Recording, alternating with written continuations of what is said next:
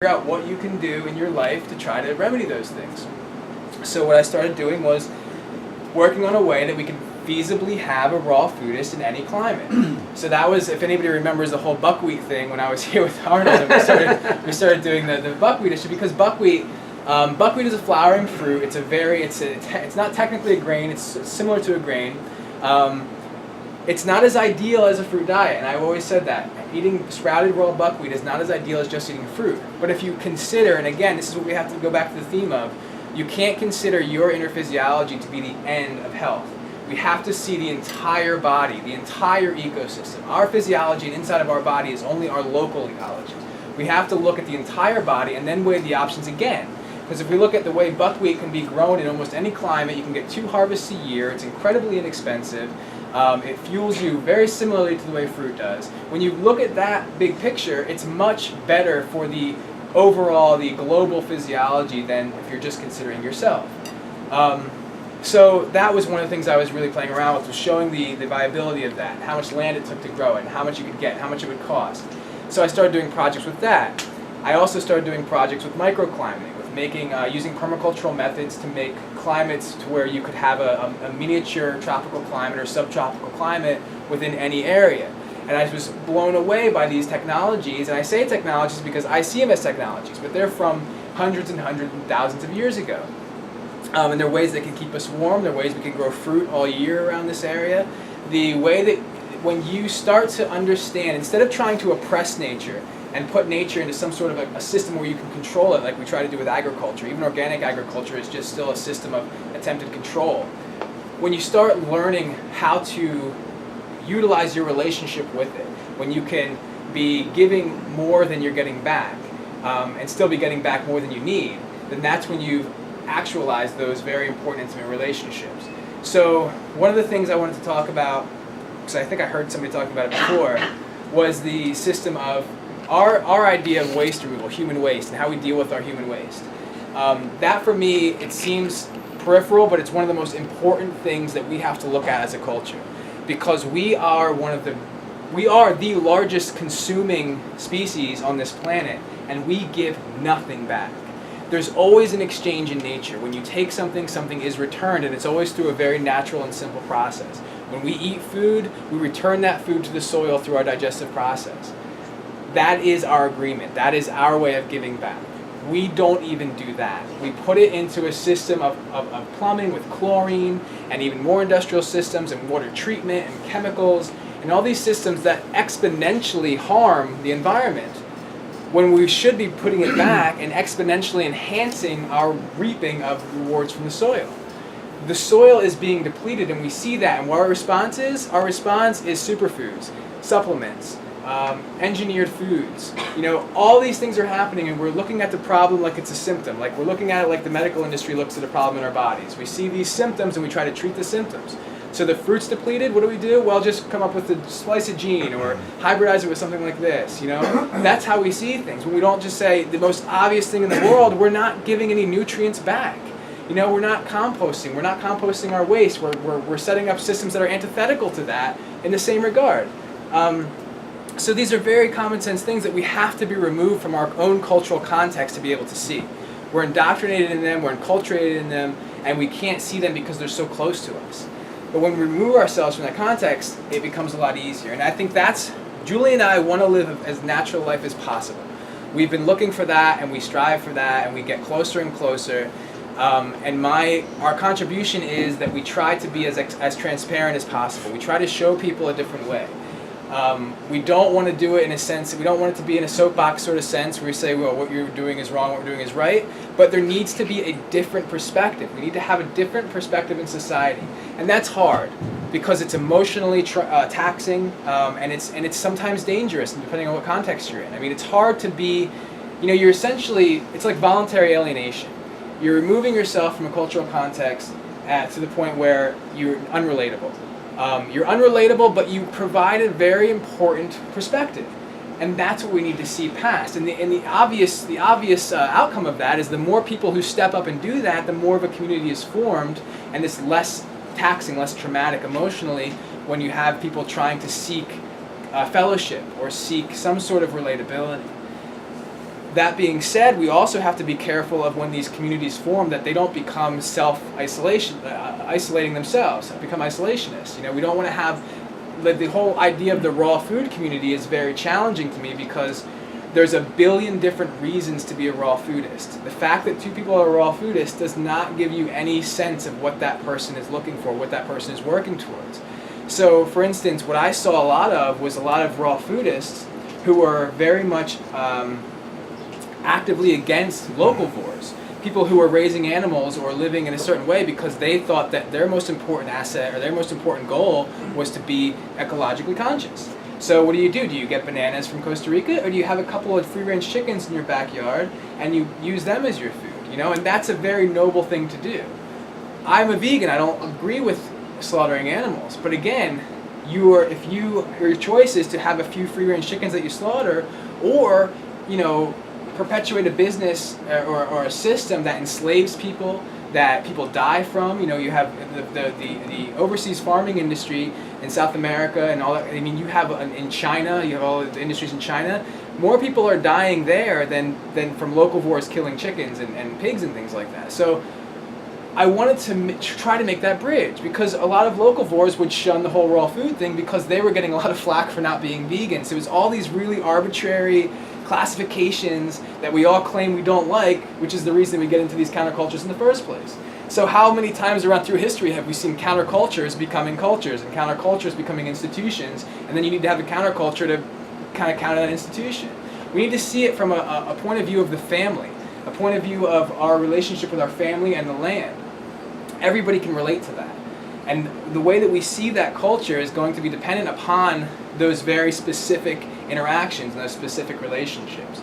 So one of the things that you can see that's a benefit to the whole community and institution thing is the consumer industry, is commercialism. When you can classify something, you can make a product for that market. And that's why it's so important to be able to classify people. So there's really no natural benefit to that sort of classification. There's no natural benefit to institutions. There's no natural benefit to dogmas or arbitrary religions in a sense. Everything can be contextualized for an individual, or a family, or on up the ranks. There's another quick thing I wanted to talk about was the idea of being a vegan. There's a lot of people who are really militant vegans, and they end up inheriting a lot of anger through that, because then they sort of get a complex that they're a vegan, so they're doing the right thing, but so many other people are horrible because they're killing animals and they're murderers and they're all this and that. But most people who talk about that won't. When you ask them how many insects die for your fruits and vegetables, how many pests and insects die for your organic fruits and vegetables, either they don't consider it or they just brush it off. Because when you're growing fruits and vegetables and you're doing it commercially, it's nearly impossible to not use pesticides, even when they're organic. Organic doesn't mean you're not killing things. Even biodynamic, there's methods of, there's a biodynamic method of pest control where you take squash bugs and you blend them in a blender and then wipe their guts all over your squash, and that keeps the other squash bugs away. So it's not necessarily, a lot of the biodynamic organic kind of things seem really airy-fairy and friendly and lovey and all this kind of stuff, but there's still a lot of death that goes into that industry.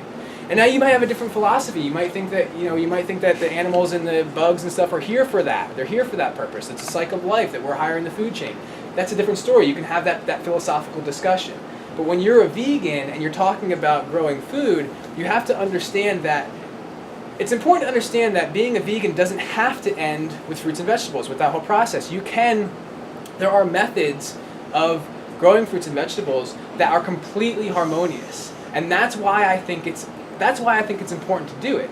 If you looked into it and there wasn't a possible viable way to grow fruits and vegetables without killing something, then the only option you have is to be breatharian or starve.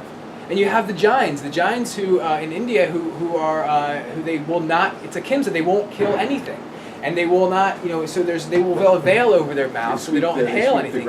Exactly. So there are people that do that, but what I think is important is I've seen the way to make that possible, where nothing has to be harmed, where it's a completely harmonious environment. That's the important thing about permaculture. With permaculture, you're basically, when you have agriculture, when you're growing foods, you're removing those vegetables, those plants, those life forms from their natural context. You're removing them from their home, from their very important ecological systems. So then you have to then take the onus of being the control of that ecosystem. Whereas if you were in the forest, it's a self-regulating system. Nobody has to go in with pesticides or anything like that, because if you don't, the chimps are going to starve because the bugs are going to eat all the fruits, because there's a well-regulated ecological system there. So whenever you plan something to grow, you need to create a regulated ecological, full, self-contained system. And that's what permaculture is. Permaculture is a food forest. That is the pinnacle of permaculture. So you're creating layers and levels and biologies and ecosystems. You know, if you have this bug, well, you have jumping spiders also, and that's what they eat. You know, so you're facilitating this miniature, isolated ecosystem, and that's what permaculture is. Permaculture is watching the forest and learning from it. You know, one of my columns is in the garden is a mirror, and in the mirror is the beloved. Because when you look at a garden and you look at what growing food is, you start to see different ways to live. You start to understand the subtleties of life and the subtleties of all of our relationships. For me, that's the main thing I've been seeing is just relationships. I mean, you look at everything, how everything works in a garden, and it's all about relationships. And you learn any relationship is relatable, you know, literally. So you can look at a relationship between two plants, or a relationship between certain insects and certain plants, and you start to begin to get insights and new information about how you deal with other people, how you deal with the ground, and all that kind of stuff. It's a super enlightening experience to engage in those relationships consciously. For instance, talking about the insect control, the pest control. In permaculture, the idea is working with native plants. That we're consumers, and we're also very human-centric. So we always think, what does this do for humans? What does this plant? If this plant's in my garden, what purpose does it have if I can't eat it? What purpose does it have if it doesn't do anything? But there's so many plants, for instance, native plants. If you have a garden in your yard, and you have this nice, lush, beautiful garden, but you mow your grass and you chop down all the weeds around your area, and then the bugs come in and eat your garden, and when you think, well, these damn bugs, they're just coming in and are eating all my stuff. But you have eliminated all their other food. If you cut your grass, you don't have any other native vegetables and all this other weeds that you take out, what are they supposed to eat? You have to leave their native foods. We had a garden in Virginia, and we would watch the plants. We had a lot of lettuce in the spring, and the flea beetles came in the spring. So when the flea beetles came in, we still had a lot of native vegetation, a lot of weeds, a lot of other plants. And I noticed that the flea beetles really loved Mizuna mustard greens. And I thought, great, because I don't. So I grew them for green manure. Mustard greens are a very high protein green manure. So I grew that for that reason, and I saw that they were really liking that. So I said, okay, well, every time I plant these vegetables, I'm going to put mustard greens around them. And I never had a flea beetle touch anything other than the mustard greens, because I took the time to understand them, to see what they wanted, to sort of be a good neighbor, you know. I know that animals in our suburban and urban environments are disenfranchised because we're taking away their natural habitat, we're taking away their food, and then when they come into our space, we try to kill them. So how much can we say we're pacifist or anti-war when we have such an imperialistic view of our ecology? When we say, this is mine, if you take it, I will kill you. Yeah. That's literally what we're saying when we start these gardens. Instead of saying, okay, well, let me recreate this. I see that my species, my animal has come in and decimated your land. Let's work together to rebuild it. Let's work together to reestablish a system where we can all eat, where we can all be healthy and thrive.